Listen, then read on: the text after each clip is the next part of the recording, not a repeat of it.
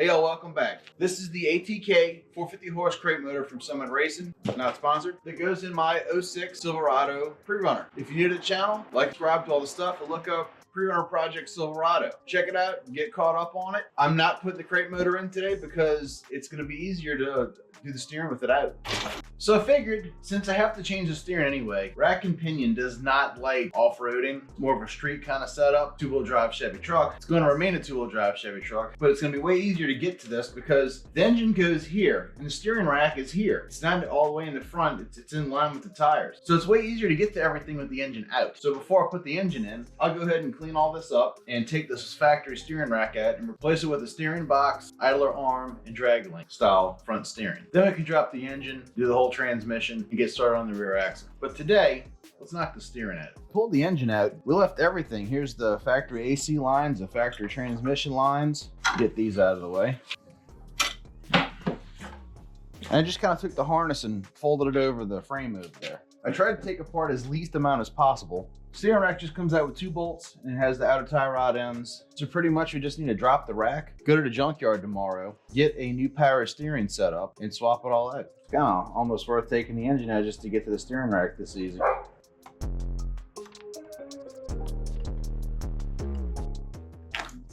Wiggle. Cooler and all. Hold it to the side. So an 18 millimeter got those off pretty easy, and these are 24 millimeter. I can't get the bolts out without taking off the sway bar, but I'm gonna take it off anyway because I want all that suspension travel to happen.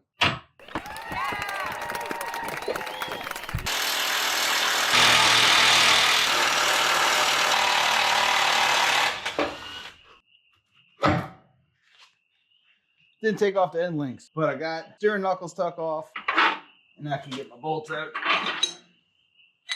I'll take off the sway bar and stuff tomorrow. Rack and pinion removed. I'm gonna take a junkyard trip tomorrow and see if I can find a steering box, drag link, and pitman arm. It might be good, it might not. Pitman arms are cheap, but I'm gonna get it anyway just to mock it up on my truck so I can get this engine put in. Trying to get this truck built in 2 or 3 weeks. I like to have it ready and drivable so I can take the old gangsta burb and list it for sale. To the junkyard. All right, here's the culprit. Got the pitman arm, the bracket, the steering box, drag link. About to strip this. Yeah. I can't video and do this at the same time because I got my phone with me. I didn't bring a tripod or GoPro or nothing, but we're about to yank all this out. It's gone. So we went to the junkyard yesterday and this is what I got. It's also significantly colder today. Here's the old one out of my truck. And here's the piece that I got. Steering box, drag link, both tie rod ends, and the idler arm. I haven't even cleaned it yet. It's just like surface dirt. It's not even oily or greasy or grungy. This is definitely from some sort of engine leak, power steering pump maybe, front seal, who knows. Mine, definitely the power steering pump, and the outward seals were leaking through the boots because of the 35-inch tires. So to eliminate the problem, steering box and drag link is definitely way stronger than a rack and pinion steering for off-road use, and the truck is designed for off-road use. So yeah, fiberglass fenders for it, 35-inch all-terrains, list of parts, but the truck's sitting up there pretty high, and I want to be sure that I don't have to change out rack and pinions every time I want to go off-roading a thing. I know it's Southeast Louisiana, there's nothing to jump here, but if I'm going to jump something or get aggressive with it, I don't want to have to change out a blown out steering rack and pinion every time. So I'm going to try to see if I can figure out a way to make the steering box, steering setup fit where the rack and pinion went. So apparently they use 2 completely different frames on the front part of these trucks. This looks very similar, and there's a notch notched out for the idler arm to bolt to. And this whole part where the cradle is for the front stability, I guess, of the frame, it's dropped way lower and straight across. And the steering box actually bolts right here. So here's the 3 holes where the factory steering box would bolt to on the frame. These 2 up here and this one down here. But there's no getting to it. So maybe, because I just got a plasma cutter, maybe I can cut down and over and plate this in and strengthen it back up and still mount the steering box where it belongs. So I can let the drag link drop down in here and steer the wheels. And on this side, slightly notch this and build a little box with an offset to bolt the idler arm to and maintain the factory engine cradle. This is going to be complicated, and I'm going to give it a shot. I'm going to try my best to make this box fit. I didn't see any conversions online or anything like that. Bolt in. And I'm not all about cutting this frame in half, going to get a piece of frame that I cut off of something at the wrecking yard to weld onto the frame. And you got to brace it. And this is a high impact part of the truck. So I'm going to try to keep it as factory as possible and see if I can get that steering box to mount in there somehow. Because you can see in the picture that I'm going to pop up right here, there's like pipe that goes through that steps the steering box off the frame.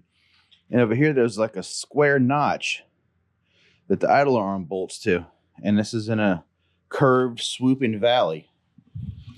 So maybe I can notch it and plate it and break out this plasma cutter that I've never used yet and see what I can do with the weld machine and strengthen this back up and make room for the steering box. I've never worked or built a pre-runner before, and this is my first shot at it. But this is also my personal daily truck, so I don't mind cutting it up because it's not for resale. I will just drive this thing till I can't drive it anymore. So I'm not sure if I'm going to start to get to cutting, go to the drawing board and really think about it. But here's my problem. I'm going to go wipe down that part I got from the junkyard and place it in here and show you. It's just not going to bolt in. So like the company that's famous for universal parts, this isn't a universal part. When they went to torsion bar suspension, torsion bars run back to the frame. You can kind of see under there where the torsion bar parts would go through those big hollow open parts. That would be where the torsion bars would mount way back in there, and right there. You can see right through. So that's there. When you get the frame with the spring buckets, the spring perches, and the lower control arms, man, it's just different. And the steering has to go down through here. This is just hanging. I haven't taken it off yet. What to do?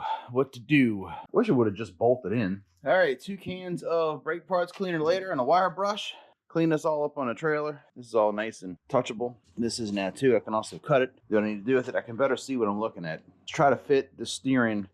Just lay it in here and see what it looks like. After a quick trip to the vise, sneak this in here. Get the drag link down where it's got to go. All right. And as you can see, I got to cut a nice little notch out of that piece of frame right there. And this one too, because this is supposed to bolt to a flat bracket, just like in the picture. I'm glad I grabbed this because it's longer than the one for the rack and pinion. It comes off right here at this bolt. Grab the bolt too. So it's about 6 inches longer or so, because the steering box mounts a little farther forward. The box needs to sit here. Need to kind of notch this out, drill up my holes in the frame. I guess notch this side, maybe just like halfway back, and just notch the back so I can bolt this to something. Otherwise, the drag link fits right in where the rack and pinion goes through. This was supposed to just be an engine swap, transmission swap, pulled it back together, but then I had this crazy idea of putting this steering box on and get rid of my steering rack. It is no big deal because it's these 3 bolt holes that hold it to the frame on the Tahoes, Suburbans, and 4-wheel drives. However, I have coil springs, so F-150 springs out of a Camberg kit, and Bilstein shocks out of a Camberg kit with the front outer tie rod end lining up in place. I see where I have to put my steering box, and I see what I have to cut.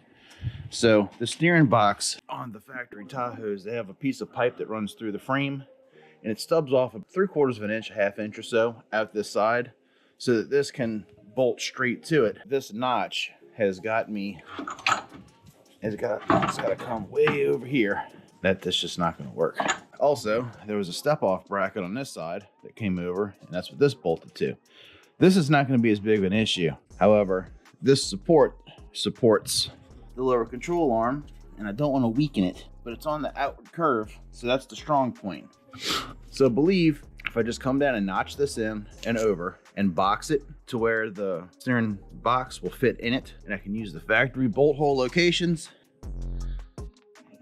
Worry about that little guy when I get to it. I think I can make it happen. I don't think I need to cut the whole frame brace out and go get another four-wheel drive frame brace, that's like option 2. But I definitely want to put a steering box in this truck instead of rack and pinion. Rack and pinion is great for on-road, sucks for off-road. You end up blowing the seals out of them all the time, and big tires just chew them things up. Steering boxes are way more robust. Trophy trucks to this day still use steering boxes. I have a plasma cutter I just acquired. I'm gonna learn how to use that. I could cut it with cutting wheels and like I always do, which is probably what I ended up doing. But I got some 1/4-inch plate steel. We'll go ahead and box this in. I'll film that, but I'm out of time for this week. Next week, catch up with me. I do my upload Fridays at 3. Thanks for watching Modified. That's what I got going on right now. Kind of come to a stop in the week to get the videos up. So appreciate y'all watching Modified. If you're new to the channel and you want to catch up on Pre-Runner Project Silverado, go to the channel, like and subscribe. Playlist, Pre-Runner Project Silverado. Thank y'all for watching. Catch y'all next week. Later.